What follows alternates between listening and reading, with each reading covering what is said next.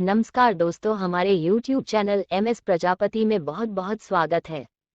तो दोस्तों, भोलेनाथ के भोलेपन का बहुत फायदा उठाया भक्तों ने परम सिद्ध मंदिर, जहां दुर्भाग्य की मार से तड़पते भक्त के सभी दुखों को भस्म करने के लिए चरम सत्ता ईश्वर साक्षात निवास करते भोलेनाथ के भोलेपन का बहुत फायदा उठाया भक्तों ने। कई अच्छे बुरे लोगों ने भोले भंडारी के भोलेपन का खूब फायदा उठाया है।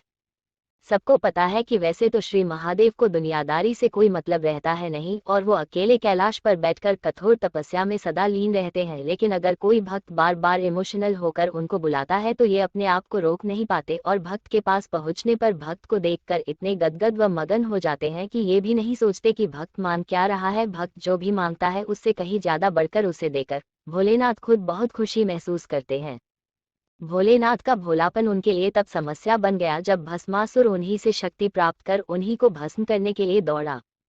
भोलेनाथ के सबसे बड़े भक्तों में एक नाम आता है रावण का, जो भोलेनाथ को खुश करने के लिए आखिरी हद तक गया। पहले उसने बहुत कठिन तपस्या की, और जब इससे भी शिव प्रकट नहीं हुए तो वो बार बार अपनी गर्दन काटने लगा, जिससे श्री शिव से रहा नहीं गया और वो रावण के समक्ष प्रकट होकर उन्होंने अपने वरदानों का अथाह भंडार खोल दिया।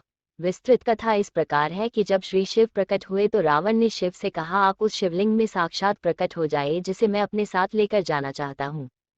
भगवान शिव ने कहा, ठीक है, तुम उस शिवलिंग में मुझे लेकर चलो, लेकिन मेरी भी एक शर्त है कि कुछ भी हो जाए तुम मुझे रास्ते में नीचे नहीं उतारोगे। इसके बाद रावण उस महाशिवलिंग को लेकर चल पड़ा।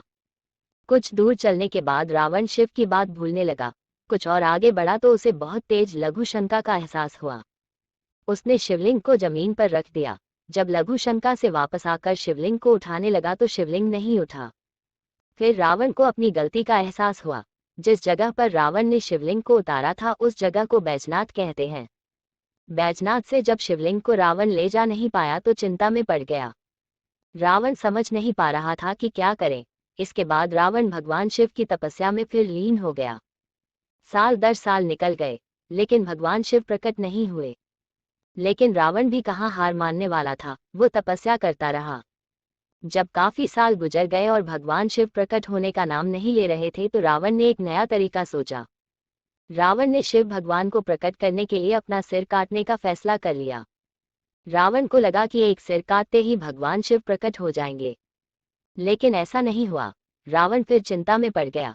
इसके बाद उसने अपने दूसरे सिर की बलि दे दी, लेकिन शिव नहीं आए। फिर एक एक कर रावण ने अपने 9 सिरों की बलि दे दी। रावण अपना 10वां सिर काटने ही जा रहा था कि भगवान शिव प्रकट हो गए। रावण ने शिव भगवान से कहा कि बहुत बड़ी गलती हो गई, मुझे माफ कर दीजिए और मेरे साथ चलिए। लेकिन भगवान ने रावण की बात नहीं मानी। बदले में शिव ने एक एक कर रावण के 9 सिरों को जिंदा कर दिया और कहा कि जाओ, तुम फिर पहले की तरह बलशाली हो जाओगे, तुम पर हमारी कृपा बनी रहेगी। लेकिन जो वचन मैंने तुमको दिया था वो व्यर्थ नहीं जाएगा, इसलिए अपने मन को नियंत्रित करो और जाओ। तुम हरदम मेरे सबसे प्रिय भक्त रहोगे। आज भी बैजनाथ में वो पुराना मंदिर है जहां रावण ने शिवलिंग को नीचे उतारा था।